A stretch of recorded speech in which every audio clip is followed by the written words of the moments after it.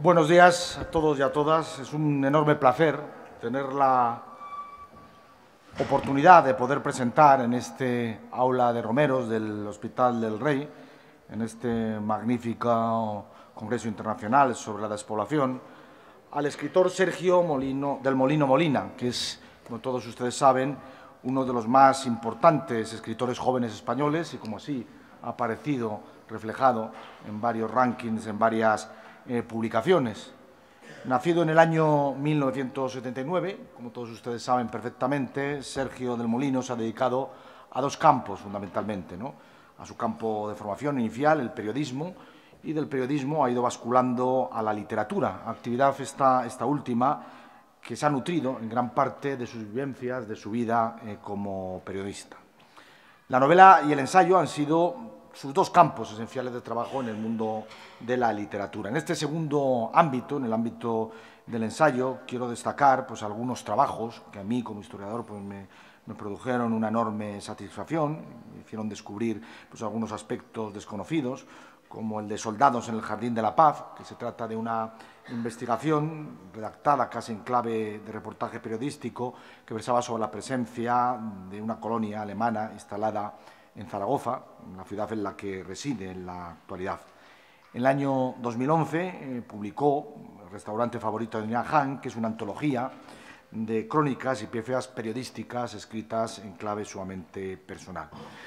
Una obra que la crítica ha tratado de una manera sumamente laudatoria y que yo verdaderamente le recomiendo que lean, es La hora violeta, que ha tenido un enorme éxito, quizás sea uno de sus trabajos más personales. Algunos críticos, como Ricardo Senabre, han señalado que en ella la literatura y el relato de no ficción se enriquecen conjuntamente en estas páginas que nos aporta Sergio del Molino. Y otro crítico, Javier Rodríguez Marcos, indicaba que nos encontramos ante una bellísima reflexión, unas páginas que, aún atravesadas por la pena, paradójicamente transmitían una sensación mixta de congoja y paz.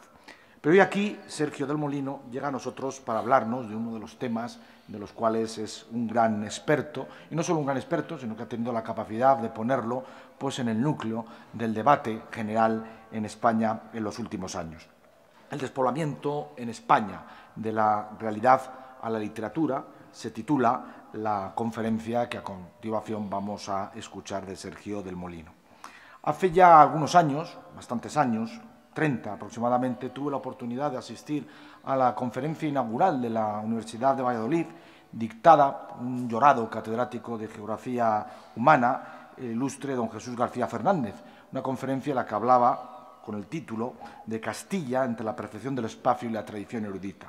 Y recuerdo que ya hace más de 30 años señalaba que uno de los grandes problemas ya en aquellos momentos, y uno de los grandes problemas de futuro para las tierras de Castilla, era el de la despoblación. Desde ese lejanísimo ya año 1988, la situación no ha hecho más que agravarse. No hace falta que recorramos las tierras sorianas, las tierras de las Merindades, algunas comarcas de Zamora, algunas comarcas de las tierras leonesas, por citar solo nuestro entorno comunitario más próximo, para que veamos un mundo de vacío humano, con tasas de despoblación que en algunas zonas pueden clasificarse casi como desiertos, con muchos problemas que a mí me preocupan de una manera muy notable, como el tema del legado patrimonial, su custodia, su mantenimiento, como consecuencia de esta despoblación. La obra de Sergio del Molino, La España vacía, que muchos de ustedes conocerán, es un magnífico ensayo en que se reflexiona de una manera muy certera sobre la contradicción existente entre ese mundo de las grandes urbes, de las grandes conurbaciones urbanas, de las grandes autopistas, de los grandes polígonos industriales, que a muy pocos kilómetros se encuentran con un mundo prácticamente vacío, con un mundo prácticamente despoblado, que va perdiendo de manera acelerada, que se va desangrando, que va basculando cada vez más hacia las ciudades desde hace aproximadamente medio siglo, desde que se produjo fundamentalmente esa revolución y mecanización en el campo español. Sergio del Molino ha vivido de cerca este proceso desde su emplazamiento, desde su Zaragoza de vida, ¿no? Desde su Zaragoza de residencia, esa gran megaurbe, como lo llaman los no es de Zaragón, ¿no? Le llaman Zaragón, ¿no? Esa gran megaurbe que eclipsa prácticamente todo el territorio aragonés, algunas de cuyas zonas se hallan igualmente que en Castilla y León al límite de la desertización antrópica. Este fenómeno del vaciamiento es algo que es casi único en nuestro entorno más inmediato europeo, ya que las zonas rurales de nuestros vecinos del norte guardan un mayor equilibrio frente a las grandes ciudades. Existe una mejor y más racional distribución de la población. Nuestro invitado denomina a esta violenta ruptura con el campo, esta violenta ruptura basada en la despoblación, del trasvase de población del campo a la ciudad, el gran trauma. Es producto de esa inmigración que, iniciada durante el franquismo, se ha seguido manteniendo durante la transición como consecuencia del proceso de industrialización urbano, ¿no? Recuerdan ustedes una gran película, la película neorrealista Surcos, del año 1951, que aunque está ambientada en una época un poquitín anterior al inicio de la gran emigración, muestra muy bien esos desgarros iniciales de una población que se trasvasaba del campo a la ciudad, que dejaba sus formas de vida para iniciar una aventura, una presunta aventura urbana. Se iniciaba en estos años centrales del siglo XX un proceso de estigmatización del campo como sinónimo de lo atrasado, de lo tosco, percepción que sin duda alguna no ha hecho más que ir calando notablemente y creciendo notablemente en el imaginario colectivo hispano. Precisamente esto es uno de los campos, esto es uno de los ámbitos que mejor ha tratado Sergio del Molino, que ha tratado sobre los mitos que se han creado en torno a esa España vacía. Mitos verdaderamente terribles, ¿no? Mitos que todavía, como él mismo señala, están muy evidentes en crónicas periodísticas, cuando se produce un acontecimiento trágico, asesinatos en el mundo del campo. Recuerden ustedes los crímenes de Fargo, los crímenes de Puerto Urraco, ¿no?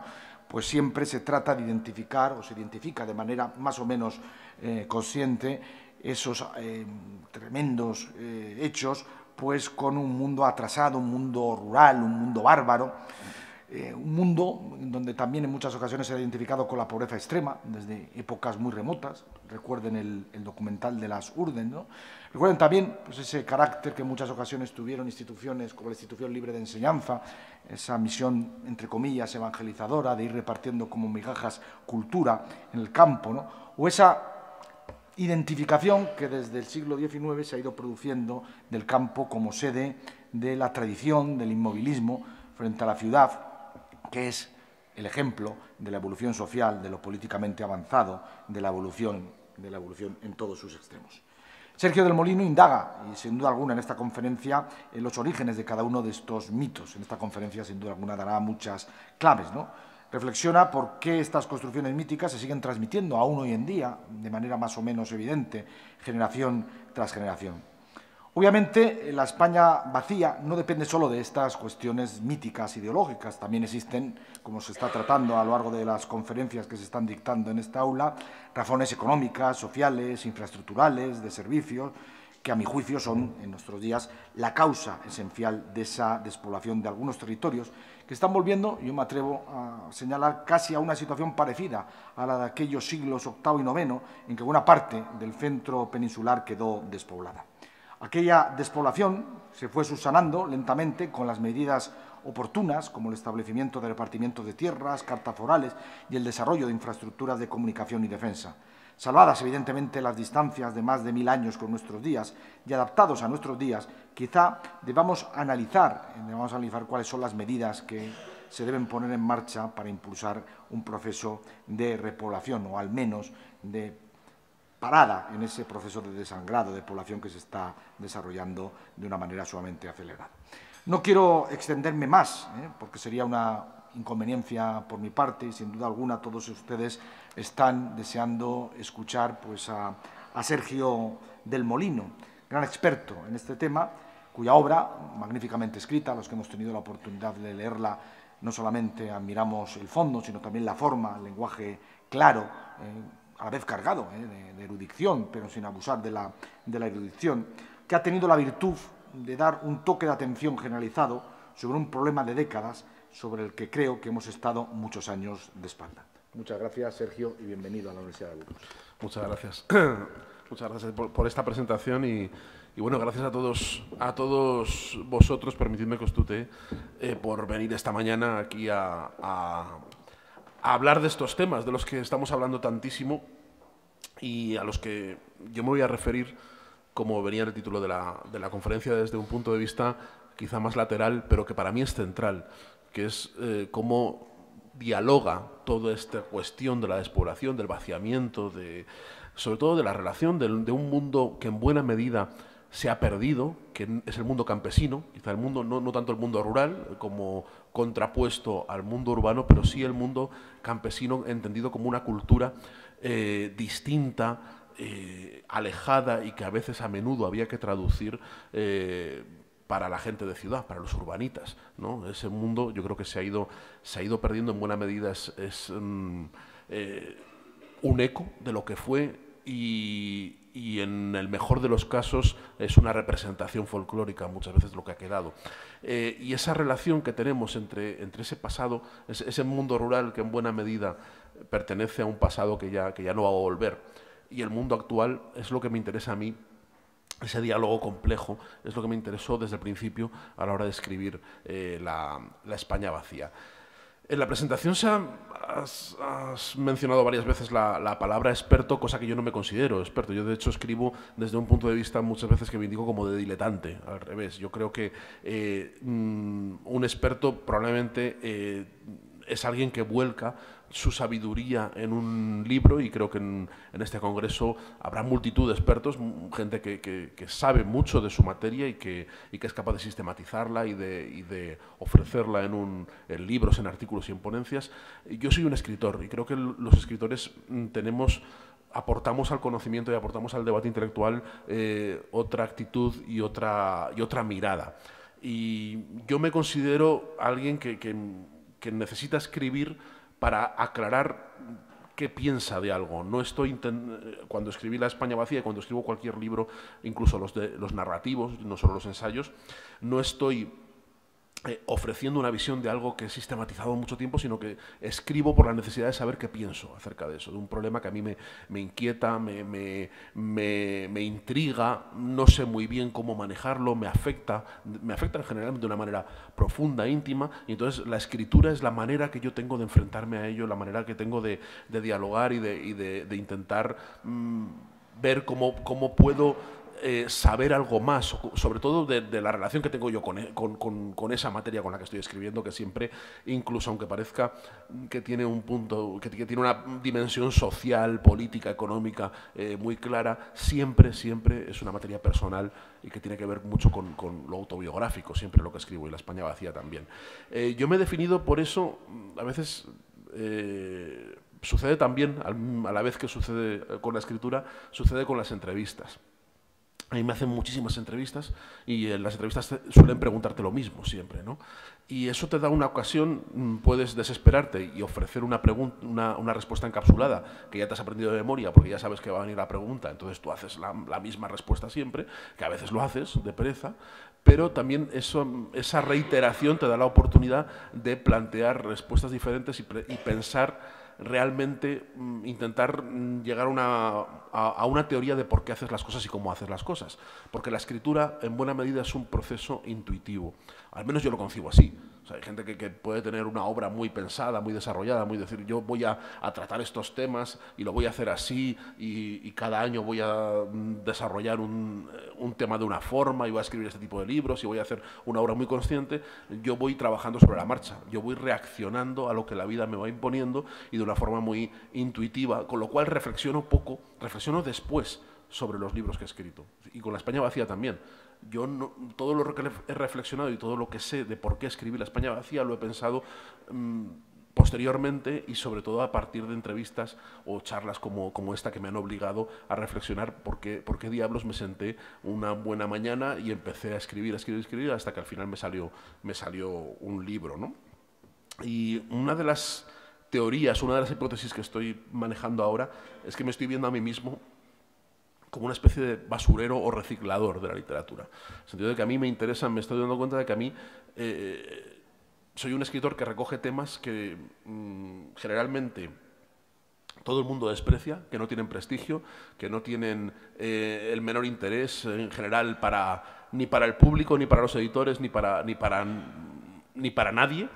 Y con esos materiales de detritus que mucha gente antes ha escrito sobre ellos y ha fracasado, se ha encontrado con un muro, yo creo que hay algún camino, alguna veta que se puede explorar, que se puede reaprovechar, que se puede reciclar de alguna forma y se puede hacer literatura con eso.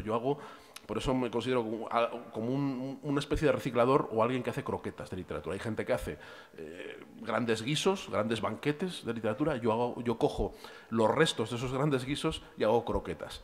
Y eso es lo que hice con La España vacía.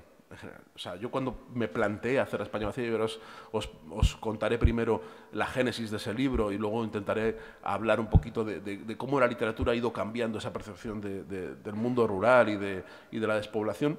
Cuando me planteo hacer ese libro, lo hago porque soy perfectamente consciente de que no le importa a nadie, de que no le interesa a nadie. Era una vieja obsesión mía, era una carencia que tenía y que me daba a mí la oportunidad de escribir un libro como me diera la gana, sin ningún tipo de presión y sin ningún tipo de referencia. Porque cuando tú planteabas a un editor, y yo estaba harto como periodista de planteárselo a directores de periódico y a mis jefes, de plantearle este tipo de cuestiones, es decir, que hay muchas historias por ahí en ese gran centro de España despoblado. Hay un montón de historias muy interesantes que no tienen que ver ni con los mitos, que no hace falta que alguien se cree un puerto Urraco, no hace falta que haya un crimen terrorífico, ni que haya una historia especialmente luctuosa, y que tampoco tenemos que restringirnos siempre a las historias folclóricas o a las historias sobre el patrimonio y sobre el turismo y sobre ese tipo de cosas, sino que había un mundo que narrar ahí, que había un montón de historias. Yo me enfrentaba al escepticismo de la gente. O sea, a la gente no le importaba nada que escribir sobre los pueblos, sobre la vida de los campos, sobre el paisaje. Esas cuestiones eran profundamente marginales y te despreciaban. Quiero decir, eran temas que o no te los compraban o te los compraban con condescendencia, ¿no? Decía, bueno, pues escribe eso para que dejes de molestar, para escribir de este tipo de cuestiones. Entonces yo cuando planteé este libro, que surgió, se publicó en la editorial Turner, que no era mi editorial, y no era la editorial donde yo había publicado mis libros de narrativa, que era la literatura Random House, en un gran conglomerado mediático. Turner es una pequeña editorial de ensayo. Lo publiqué ahí porque surgió de una especie de pequeño encargo de la editora de Turner, que era amiga mía, y cuando tomó forma el proyecto, con el título ya de La España vacía, yo me sentí obligado a ofrecérselo a mis editores de siempre. Dije, bueno, si no les interesa a ellos, te lo vendo a ti, a la editorial Turner, ¿no? Entonces mandé un mail a mis editores y les dije que estaba trabajando en este proyecto, que en principio querría publicarlo con Turner, pero que si ellos estaban interesados, por supuesto se lo ofrecía a ellos y demás. Creo que lo leyeron en diagonal y su respuesta fue: públicalo donde quieras, o sea, es que nos da igual. O sea, leyeron así como La España vacía, España de interior, pueblos, cosa rural, no sé. Vieron así 3 o 4 palabras claves, dijeron: qué horror, o sea, esto no le interesa a nadie, ¿no? Y efectivamente en ese momento no aparecía ningún libro relacionado con estas cuestiones, ¿no? Y yo sabía que era un libro que La España vacía iba a caer en el vacío. Es decir, iba a interesar a 4 personas y ya está, ¿no? Era mi pretensión, mi capricho, el publicar un libro sobre una serie de reflexiones sobre cuestiones que me interesaban y ya está. Y no me tenía mayor trascendencia. No sabía que iba a tocar ningún tipo de fibra, ¿no? Sin embargo, la editora de Turner, Pilar Álvarez, sí que estaba convencida de que había algo ahí, ¿no? Ella sí que tenía una intuición, una mirada que creía que sí, que ese libro que podía tocar en este momento alguna sensibilidad. Yo entonces no lo veía y lo escribí precisamente porque creía que no iba a tocar a nadie y que no le iba a interesar a nadie y que iba a poder escribir con la libertad que da la ignorancia, que da el hecho de que al otro lado nadie te lee. Que eso puede parecer algo triste desde un punto de vista escritor, pero yo creo que es bueno que un escritor tenga una serie de libros que sabe que no van a ser leídos porque puede hacer con ellos lo que le dé la gana. Es decir, no hay tensión, no hay presión añadida, tú escribes con absoluta libertad y creo que salen unos libros muy interesantes cuando te quitas esa presión del público. Y eso es lo que hice yo con La España vacía, que surgió no de una mirada, ahora mismo es verdad que se habla mucho de la España vacía cuando ya se ha convertido en concepto común de debate y que enseguida empezó a convertirse en una expresión de uso común que no estaba vinculada con el libro. Es verdad que está muy asociado a un debate político, ¿no? Y a un debate social y a un debate incluso económico también y con tintes muy duros y muy broncos a veces, ¿no?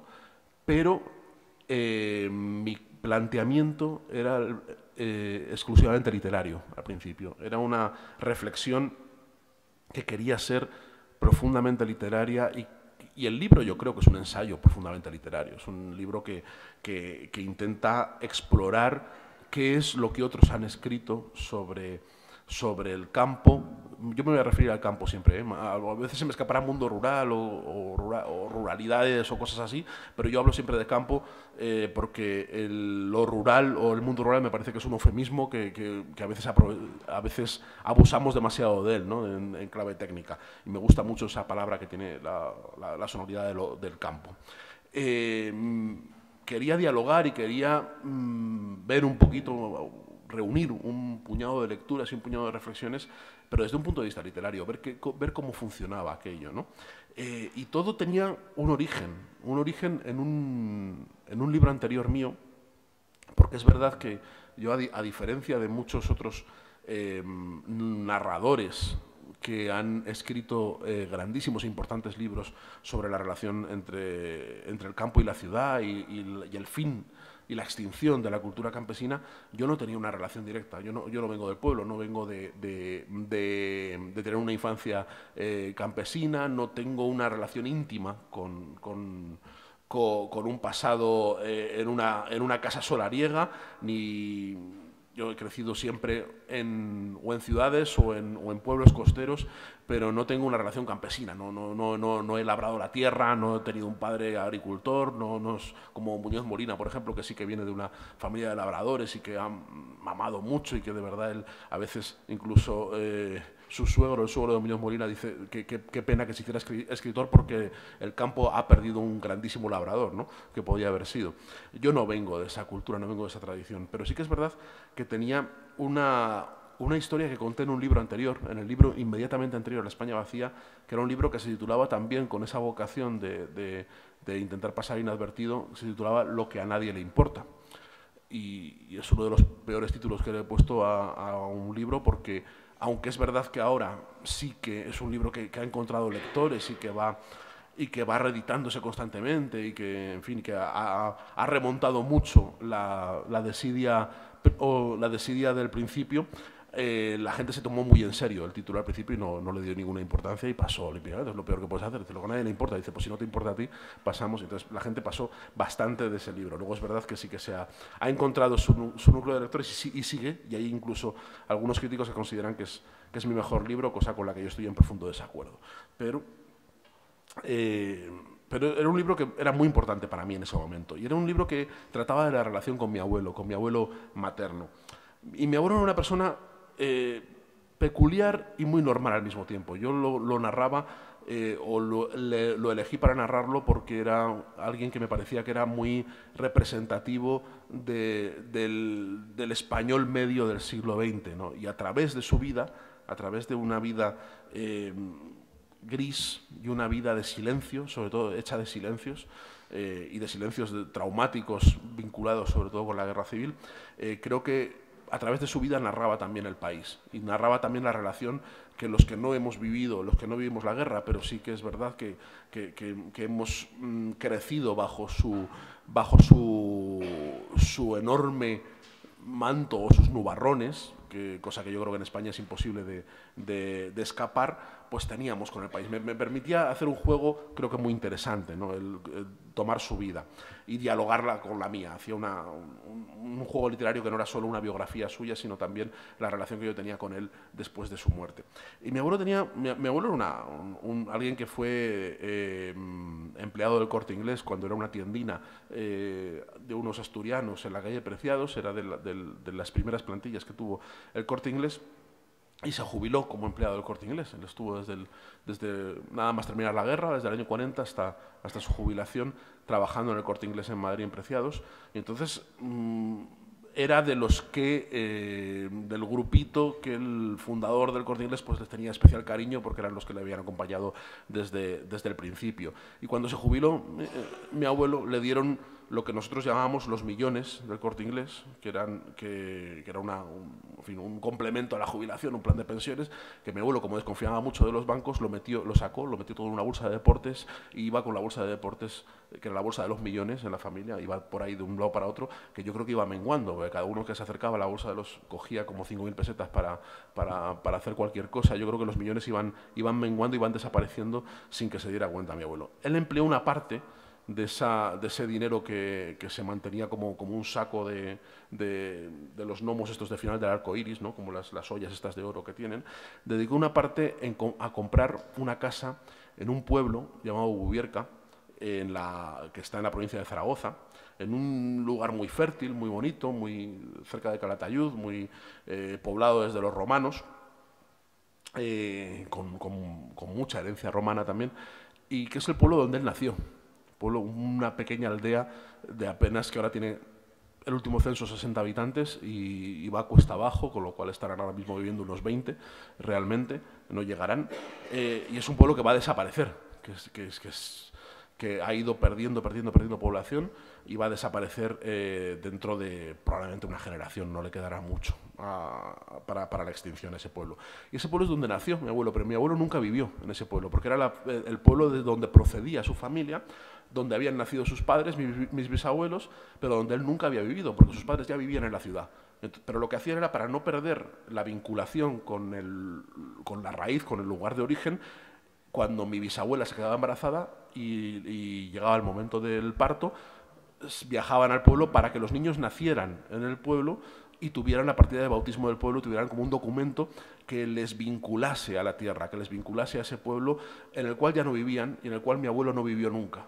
No tuvo, o sea, pasaba los veranos, pero no tenía en casa, no tenía recuerdos infantiles más allá de haber pasado los veranos y nunca había sido campesino, no había arado la tierra, no tenían tierras en el pueblo, no tenían nada más allá de esa vinculación, de ese papel, de esa partida de bautismo que él conservaba y que, sin embargo, tal vez por la mitología familiar o por lo que fuera, durante toda su vida había desarrollado una vinculación muy, muy, muy fuerte. Hasta el punto de eso, de que se compra, lo que hace al jubilarse es comprarse una casa, pero que se la arregla, una casa que no está vinculada con la familia, es una de las casas que están en venta, pues la compra, la reforma un poco a su gusto, que era un gusto muy nefasto, un gusto horroroso, hace una casa cómoda solo para él e incómoda para todo el mundo, porque era alguien muy austero, muy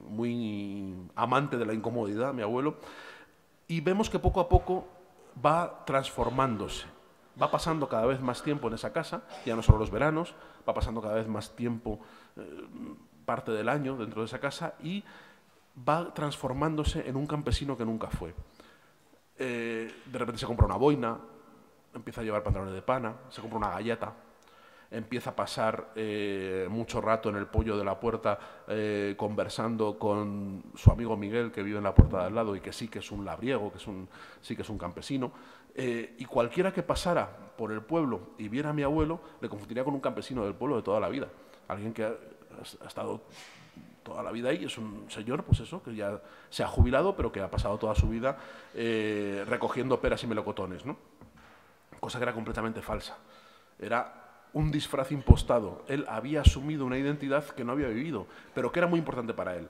Entonces, a mí me parecía, en ese libro exploraba la relación que él tenía con ese paisaje, un paisaje muy querido que él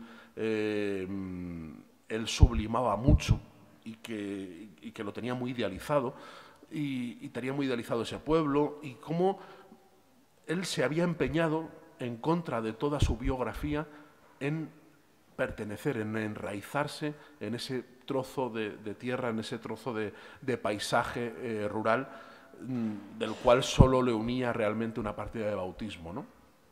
Y pensé, al escribir sobre ello en el libro, en Lo que a nadie le importa, y pensar y reflexionar sobre su relación con el paisaje, pensé, digo, si esto le pasaba a mi abuelo, y mi abuelo creo que era una persona muy representativa de lo que eran los españoles medios a lo largo del siglo XX, alguien nacido en 1914 y que murió en el 97 y que recorrió, por lo tanto, todo el siglo XX, esto le tenía que pasar a mucha más gente. Es decir, esto no, mi abuelo no podía ser raro en ese aspecto. Es decir, creo que esa relación con una relación que se mezclaba, yo creo que varios sentimientos, un sentimiento de culpa por no haber vivido aquello, por haber vivido con distancia una cultura que se sentía una parte nuclear de la personalidad de alguien, ¿no? Unos sentimientos muy contradictorios y muy raros que yo creo que definían mucho a mucha gente. Yo pensé, si esto le pasaba a mi abuelo, le tiene que pasar a muchísima más gente. Esto tiene que ser algo, una corriente de fondo, algo que caracteriza mucho en muchos lugares de España a muchos españoles, ¿no? Esa relación con lo abandonado, con el pueblo que abandonamos, con el pueblo que perdimos, no necesariamente el que abandonamos nosotros, sino el que nos hicieron abandonar nuestros padres, por ejemplo, a lo mejor, y que nos acompaña de por vida, nos acompaña siempre, hay algo, ¿no? Y entonces ese es el punto de arranque, eso es lo que a mí me motiva a escribir sobre la España vacía, aparte de toda la obsesión que yo tenía por la diferencia entre el paisaje del interior de España y el contraste que había con el campo en Francia o en Alemania, ¿no? o incluso en Italia, ¿no? Que quizá en ese sentido es un país más parecido en cuanto a distribución demográfica al nuestro, sobre todo el sur. No en vano tenemos una historia común. Nápoles tuvo también una dinastía real durante mucho tiempo compartida con España, y las estructuras sociales y económicas en muchos aspectos son las mismas.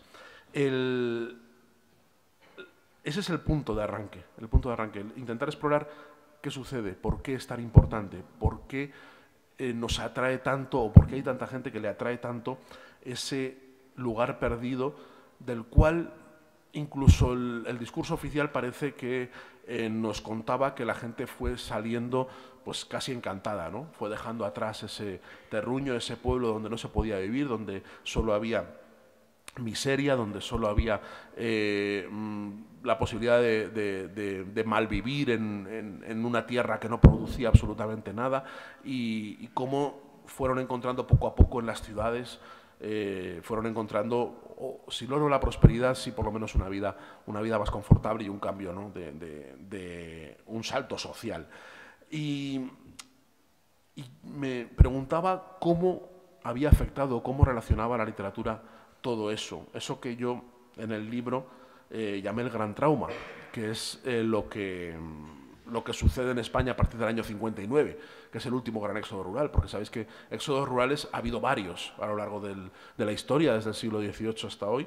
Ha habido varias huidas masivas o movimientos o desplazamientos de población masivos desde el campo hasta los núcleos urbanos, ¿no? En España, sobre todo a la costa y a Madrid, y más recientemente pues a los núcleos industriales de Cataluña y el País Vasco.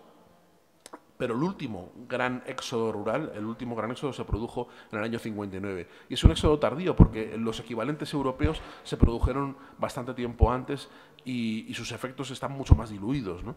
Pero ese último éxodo rural que se produce hace 60 años, va a cumplirse ahora este año 60 años de la ley o del plan que lo motivó, que era el plan de estabilización que estableció el gobierno de Franco, que era un plan en el cual pretendía cambiar radicalmente el modelo económico en el cual vivía España para convertir España en un país industrializado y en un país y en una economía terciaria y moderna, pero en muy poco tiempo, ¿no? De una forma muy acelerada y motivando sobre todo la ruina, la quiebra del campesinado tradicional para forzar que fueran a las ciudades a alimentar todas esas fábricas y alimentar todo ese crecimiento industrial que se estaba fomentando desde el gobierno en ese momento, ¿no? Y en muy pocos años, en apenas 15, 20 años, el país sufre una revolución demográfica, un cambio demográfico intensísimo, y lo que era un país eminentemente rural y con una población eminentemente dedicada a la agricultura y asentada en las zonas campesinas, se convierte en un país urbano con una población concentrada fundamentalmente en las ciudades. Madrid triplica su tamaño en 30 años, es decir, crece mucho más Madrid entre el 59 y el 85 que en toda su historia anterior, pero muchísimo más. O sea, de repente hay una explosión y pasa lo mismo en Barcelona, y eso provoca, evidentemente, serios problemas también en las ciudades, ¿no? Serios problemas de hacinamiento, de falta de servicios públicos, de gestión urbana. Las ciudades no están preparadas para acoger a tantísima gente y se crean problemas de chabolismo muy famosos en los años 60, ¿no? Y de los cuales se han escrito muchas obras, sobre todo en Madrid y en Barcelona, pero en prácticamente todas las ciudades, todos los grandes núcleos se produce eso, ¿no? Eso tiene un reflejo en la literatura. Eso que está sucediendo, que es muy importante, que es probablemente lo más importante que le ha sucedido al país después de la Guerra Civil, son los dos grandes sucesos del siglo XX, la Guerra Civil y este cambio demográfico. Eso tiene un reflejo en la literatura, tiene un reflejo. Hay un montón de escritores y un montón de gente que se dedica a pasear y a observar la realidad, que ve que está pasando algo importante, algo muy sustancioso. Y se dan cuenta mucha gente que están asistiendo al fin de esa cultura campesina, a una cultura que había pervivido durante probablemente milenios, desde la Edad Media, y estábamos asistiendo a marchas forzadas a la extinción de un modo de ver la vida, de un modo de entender, de una cultura global que desaparecía con un chasquido, en un momento, ¿no? Y cuando hablamos de una cultura, hablo de una cultura en general, que es una cultura que necesitaba traducción en las ciudades. En el campo, en la cultura campesina tradicional, el tiempo se medía de otra forma.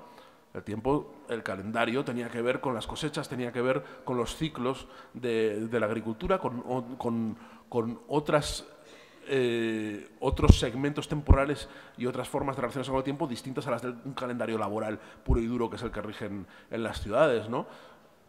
Otras palabras distintas, otra forma de hablar, ¿no? Otros dialectos, otras lenguas, una relación con la familia, con la autoridad, con lo religioso, profundamente distintas a las que sucedían en las ciudades. Por eso había un choque cultural real, es decir, que se producía cuando toda esa masa de población llegó, inundó los arrabales de las ciudades, y entonces se produjo ahí un conflicto que luego se fue asimilando en una generación, enseguida, rápidamente, pero que se produjo. Y por eso yo llamo a eso el gran trauma, porque de repente el país no lo reconoce nadie, ¿no?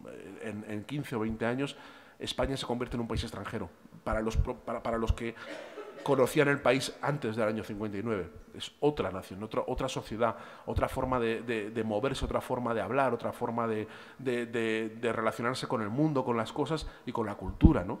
Y ese cambio poco a poco se va viendo, se va permeando en la literatura, ¿no?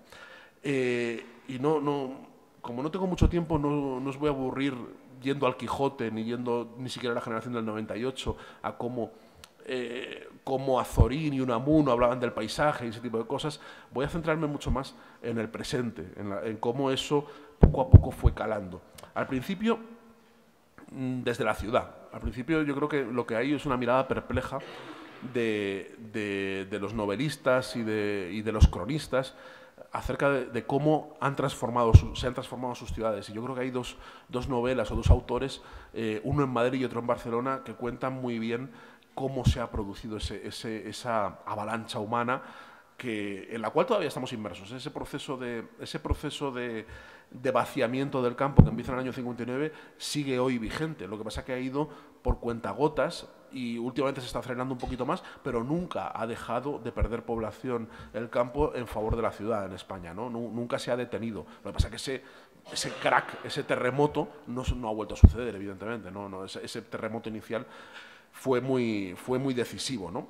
Y al principio hay dos autores que son Juan Marse en Barcelona y Luis Martín Santos en Madrid, que con sus obras, sobre todo fundamentalmente Últimas tardes con Teresa y en el caso de Marse y Tiempo de silencio en el caso de Luis Martín Santos, son los dos grandes cronistas de la transformación urbana que está viviendo la periferia de Barcelona y de Madrid, con la llegada masiva de inmigrantes del mundo rural, ¿no? y con cómo eso ha cambiado el paisaje de la ciudad, ha cambiado la forma de las fuerzas también entre la ciudad, los conflictos urbanos y ha creado incluso una nueva clase social dentro de las propias ciudades.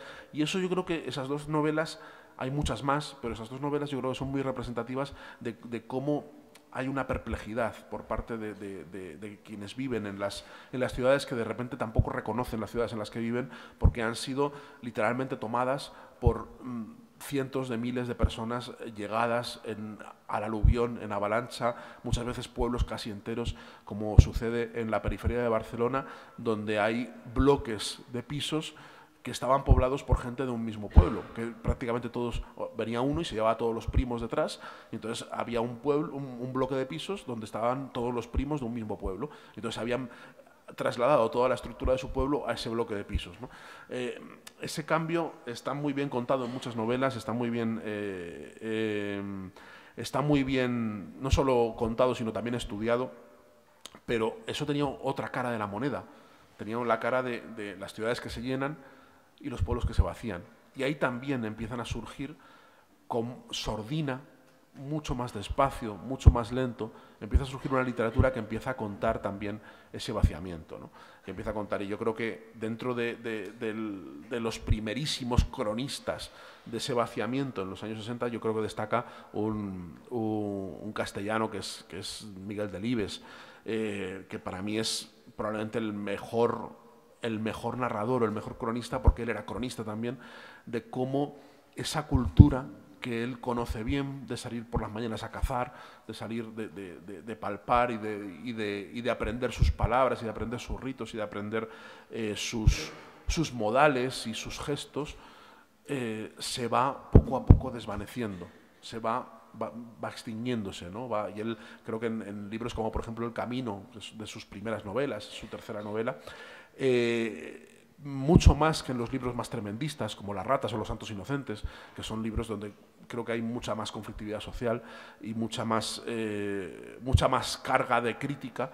En El Camino es un libro mucho más amable, pero creo que cuenta mucho más, es una mirada mucho más profunda a la desaparición de ese mundo, a la extinción. Delibes se da cuenta de que toda esa avalancha humana ha provocado un enorme silencio alrededor de Castilla, alrededor del campo castellano, que se están quedando solos, que está desapareciendo todo un mundo, y él quiere atraparlo. Y en el Camino, que es una novela maravillosa, que además he tenido el placer de prologar en una edición que va a salir dentro de nada a propósito del centenario de Miguel Delibes, es una novela donde intenta atrapar esas últimas chispas, esos últimos momentos de una cultura que se extingue sin remedio, ¿no? y que se va yendo a la ciudad. Y en El Camino el protagonista, el niño, o sea, toda la novela del Camino está narrada en una noche, en la última noche en la que el mochuelo,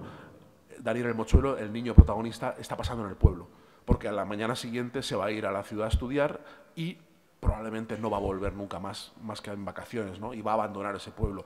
Es como la despedida del mochuelo de todo ese mundo, y se va despidiendo de todos esos personajes, de un pueblo un poco arquetípico, y creo que él está captando muy bien ese cambio que está produciéndose ya en los mismísimos años 60, en el mismo momento en el que está produciéndose la avalancha humana.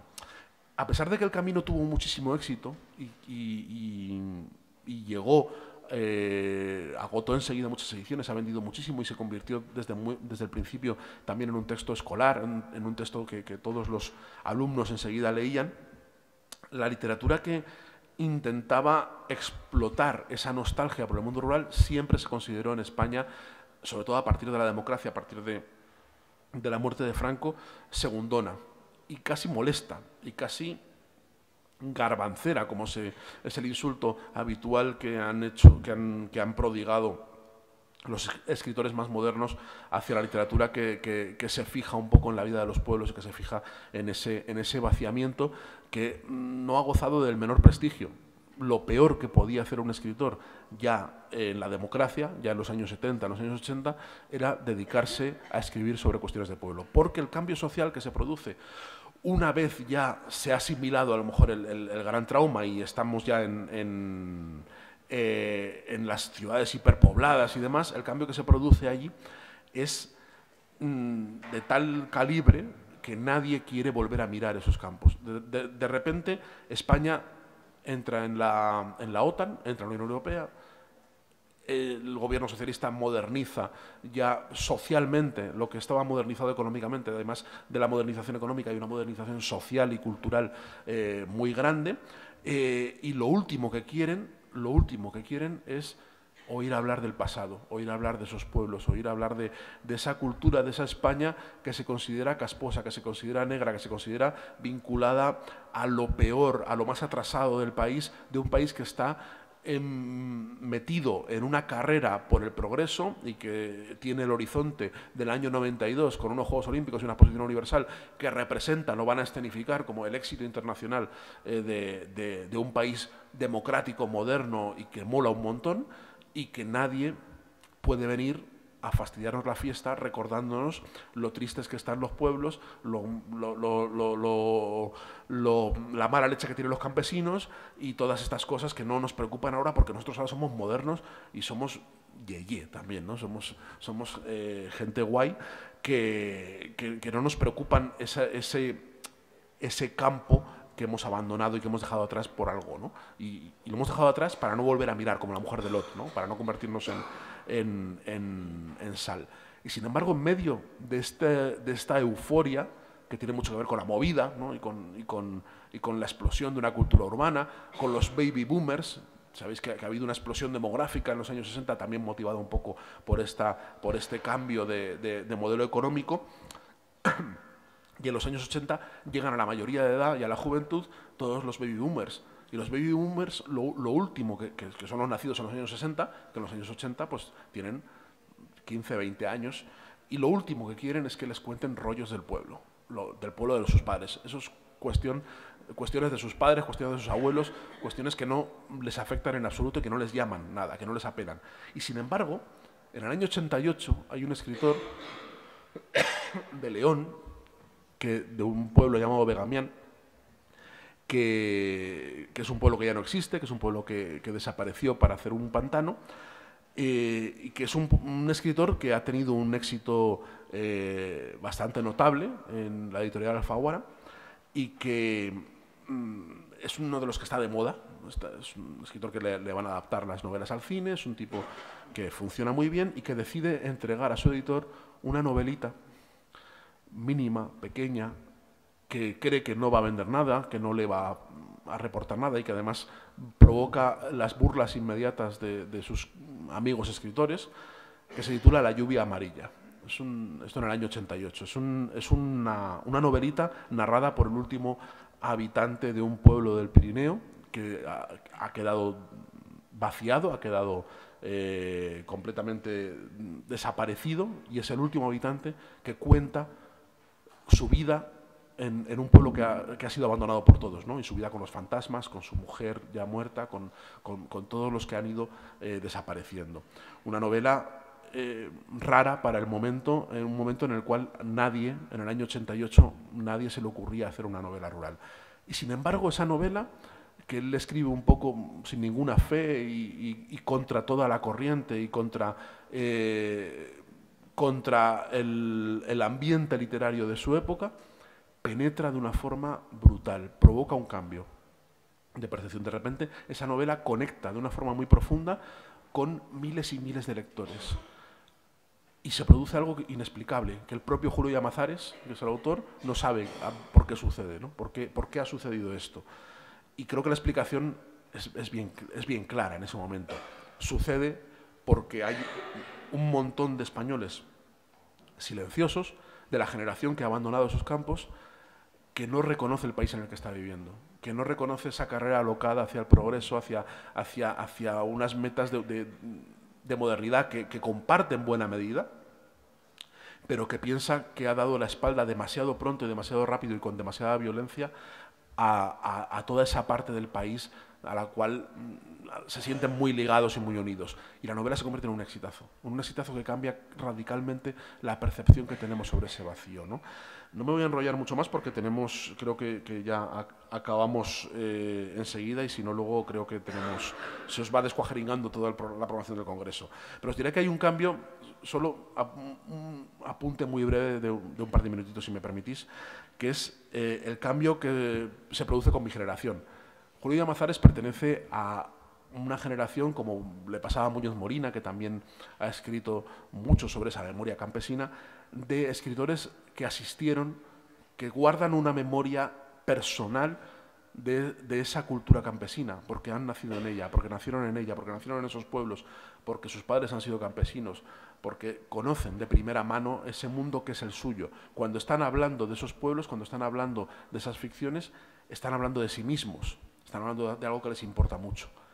Mi generación, yo he nacido en el año 79, puedo considerarme como la generación posterior o la generación de los hijos de aquellos escritores, no tiene esa relación biográfica con el vacío. Nuestra relación, no solo la mía, sino la de la mayoría de los escritores de mi edad o de mi generación que escriben sobre el mundo campesino y sobre su desaparición, es una relación mucho más simbólica, una relación mucho más mitológica. Lo que percibimos y lo que percibimos algunos escritores que cito al final de La España vacía, como por ejemplo Asier Larrechea o Virginia Mendoza, que son dos autores que me interesan muchísimo, incluso Jesús Carrasco, ¿no?, famosísimo autor de Intemperie, tenemos una relación mítica.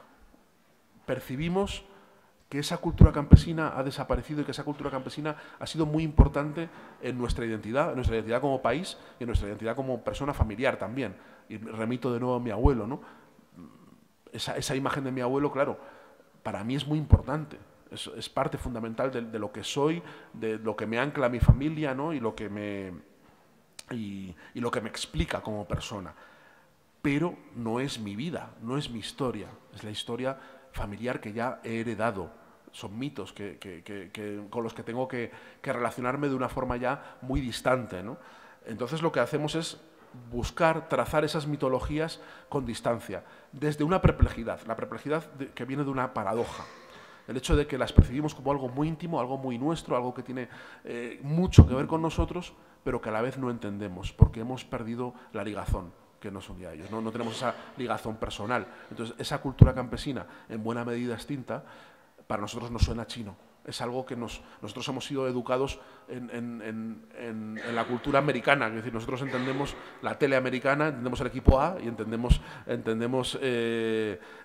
las canciones de Bob Dylan, que son nuestra educación sentimental, pero no entendemos una jota sanabresa, no entendemos la forma de hablar de nuestros abuelos. Muchas de esas palabras nos suenan exóticas, muchos de sus ritos, muchas de su forma de entender el mundo y de verla nos suena profundamente extranjero, profundamente extraño y a la vez familiar. Y de esa perplejidad, de decir esto que es tan extraño, a la vez es muy mío, de eso es de donde surge la literatura. Y la mayor parte de los relatos de la gente de mi generación que escribe sobre el vacío, que escribe sobre la cultura de los pueblos, que intenta volver desde muchos puntos de vista, parte de esa premisa de perplejidad, de decir, bueno, vivo en un mundo muy ajeno a esto, pero sin embargo es mi mundo también. Intento acercarme, intento unir, intento atar cabos, y por eso la literatura es tan distinta a la que hacía Julio Llamazares o la que hacía Muñoz Molina o la que han hecho tantos otros autores muy ligados a la propia cultura campesina, porque vivieron de ella, porque salieron de ella, ¿no?